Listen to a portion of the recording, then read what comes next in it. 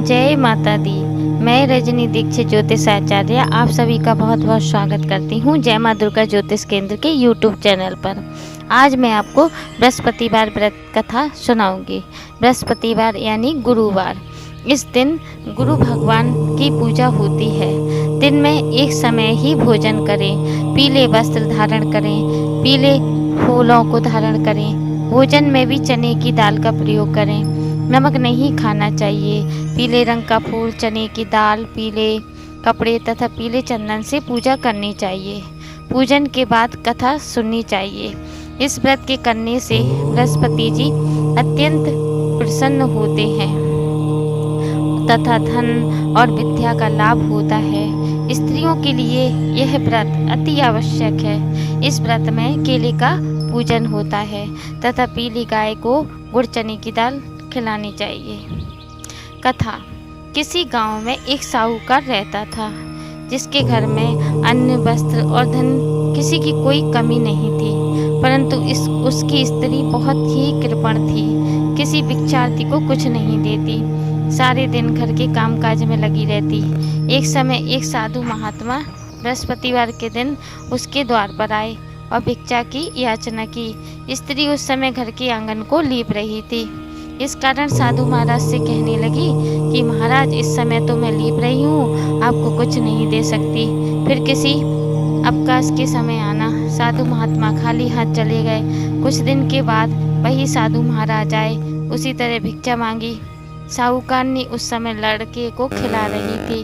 कहने लगी, महाराज मैं क्या करूं, अवकाश नहीं है इसलिए आपको भिक्षा नहीं दे सकती। तीसरी बार महात्मा आए तो उसने उन्हें उसी तरह से टालना चाहा, परंतु महात्मा जी कहने लगे कि यदि तुमको बिल्कुल ही अवकाश हो जाए तो मुझको भिक्षा दोगी।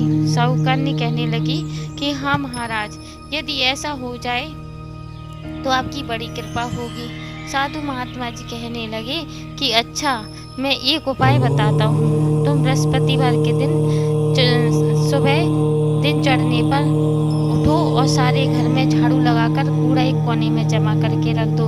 घर में चौका इत्यादि मत लगाओ। फिर स्नान आदि करके घर वालों से कह दो उस दिन सब हजामत अवश्य बनवाएं। रसोई बनाकर चूल्हे के पीछे रखा करो, सामने कभी ना रखो। सायंकाल को अंधेरा होने के बाद दीपक जलाया करो तथा बृहस्पतिवार को पीले वस्त्र मत धारण करो, न पीले रंगों की चीज़ों का भोजन करो। यदि ऐसा करोगे तो तुमको घर का कोई काम नहीं करना पड़ेगा। साहूकारनी ने ऐसा ही किया। बृहस्पतिवार को दिन चढ़े उठी, झाड़ू लगाकर कूड़े को घर में जमा कर दिया। पुरुषों ने हजामत बनवाई, भोजन बनवाकर चूल्हे के पीछे रखा। वे सब बृहस्पतिवारों को ऐसा ही करती रही। अब कुछ काल बाद उसके घर में खाने को दाना न रहा। थोड़े दिनों में महात्मा फिर आए और भिक्षा मांगी, परंतु सेठानी ने कहा कि महाराज, मेरे घर में खाने को अन्न नहीं है, आपको क्या दे सकती हूँ। तब महात्मा ने कहा कि जब तुम्हारे घर में सब कुछ था तब भी तुम कुछ नहीं देती थी, अब पूरा अवकाश है तब भी तुम कुछ नहीं दे रही हो, तुम क्या चाहती हो वह कहो। तब सेठानी ने हाथ जोड़कर प्रार्थना की, महाराज अब कोई ऐसा उपाय बताओ कि मेरे पहले जैसा धन्य धान्य हो जाए। अब मैं प्रतिज्ञा करती हूँ कि अवश्य में जैसा आप कहेंगे वैसा मैं अवश्य करूँगी।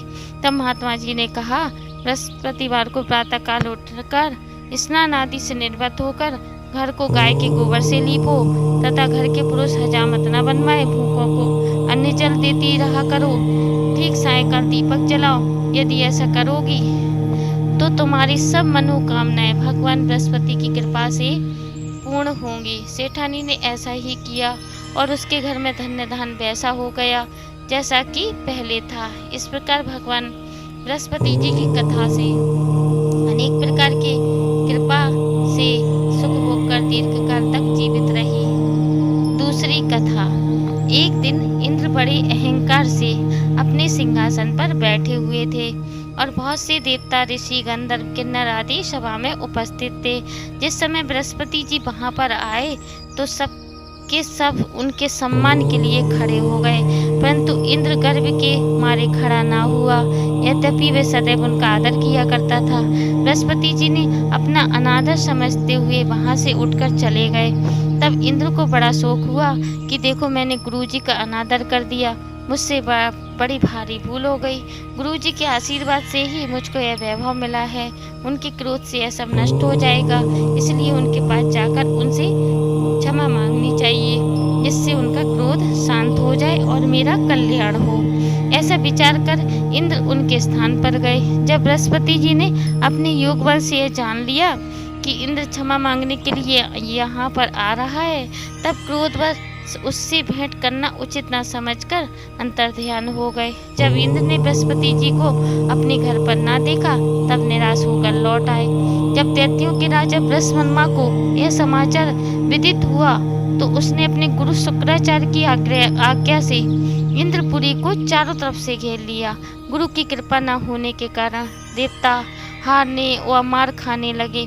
तब उन्होंने ब्रह्मा जी को विनय पूर्वक सब वृत्तांत सुनाया और कहा कि महाराज, दैत्यों से किसी प्रकार बचाइए। तब ब्रह्मा जी कहने लगे कि तुमने बड़ा अपराध किया है, जो गुरुदेव को क्रोधित कर दिया। अब तुम्हारा कल्याण इसी में हो सकता है कि त्वष्टा ब्राह्मण का पुत्र विश्वरूपा बड़ा तपस्वी और ज्ञानी है, उसे अपना पुरोहित बनाओ तो तुम्हारा कल्याण हो सकता है। यह वचन सुनते ही इंद्र त्वष्टा के पास गए और बड़े विनीत भाव से त्वष्टा से कहने लगे कि आप हमारे पुरोहित बनने की कृपा करें, इसलिए हमारा कल्याण हो। तब त्वष्टा ने उत्तर दिया कि पुरोहित बनने से तपोबल घट जाता है, परंतु तुम बहुत विनती करते हो, इसलिए मेरा पुत्र विश्वरूपा पुरोहित बनकर तुम्हारी रक्षा करेगा।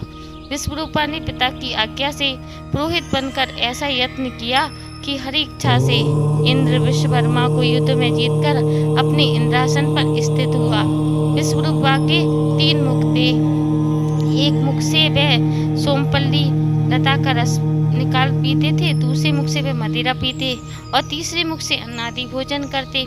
इंद्र ने कुछ दिनों उपरांत कहा कि मैं आपकी कृपा से यज्ञ करना चाहता हूँ। जब विश्वरूपा की आज्ञा अनुसार यह प्रारंभ हो गया, तब एक दैत्य ने विश्वरूपा से कहा कि तुम्हारी माता दैत्य की कन्या है, इस कारण हमारे कल्याण के निमित्त एक आहुति दैत्यों के नाम पर भी दे दिया करो तो अति उत्तम बात है। विश्वरूपा उस दैत्य का भी कहा मानकर आहुति देते समय दैत्य नाम भी धीरे से लेने लगा। इसी कारण यज्ञ करने से देवताओं का तेज नहीं बढ़ा। इंद्र ने यह वृत्तांत जानते ही क्रोधित होकर विश्वरूपा के 3 सर काट डाले। मद्यपान करने से भंवरा, सोमपल्ली पीने से कबूतर और अन्न खाने से मुख से तीतर बन गया। विश्वरूपा के मरते ही इंद्र का स्वरूप ब्रह्म हत्या के प्रभाव से बदल गया। देवताओं के 1 वर्ष तक पश्चाताप करने पर भी ब्रह्म हत्या का वे पाप न छूटा, तो सब देवताओं से प्रार्थना करने पर ब्रह्मा जी बृहस्पति के सहित वहां आए। उस ब्रह्म हत्या के 4 भाग किए, उनमें से 1 भाग पृथ्वी को दिया। इसी कारण कहीं कहीं धरती ऊंची नीची और बीज बोने के लायक भी नहीं होती। साथ ही ब्रह्मा जी ने वरदान दिया, जहाँ पृथ्वी में गड्ढा होगा कुछ समय पाकर स्वयं भर जाएगा। दूसरे वृक्षों को दिया, जिससे उनमें से गोंद बनकर बहता है। इस कारण गूगल के अतिरिक्त सब गोंद अशुद्ध समझी जाती हैं। वृक्षों को यह वरदान दिया कि ऊपर से सूख जाने पर जड़ फिर फूट जाती है। तीसरा भाग स्त्रियों को दिया। इसी कारण स्त्रियां हर महीने रजस्वला होकर पहले दिन चांडालनी, दूसरे दिन ब्रह्मघातनी, तीसरे दिन धोबिन के समान रहकर चौथे दिन शुद्ध होती हैं और संतान प्राप्ति का उनको वरदान दिया। चौथा भाग जल को दिया, जिससे फेन और शिवाल आदि जल के ऊपर आ जाते हैं। जल को यह वरदान मिला कि जिस चीज में डाला जाएगा वह बोझ में बढ़ जाएगी। इस प्रकार इंद्र को ब्रह्म हत्या के पाप से मुक्त किया। जो मनुष्य इस कथा को पढ़ता है या सुनता है, उसके सब पाप बृहस्पति जी भगवान महाराज की कृपा से नष्ट होते हैं। बोलो बृहस्पति भगवान की जय। मेरे चैनल को सब्सक्राइब करें, वीडियो को लाइक और शेयर करें और आने वाले समय में मेरे वीडियो देखने के लिए बेल नोटिफिकेशन को ऑल पर सिलेक्ट करें।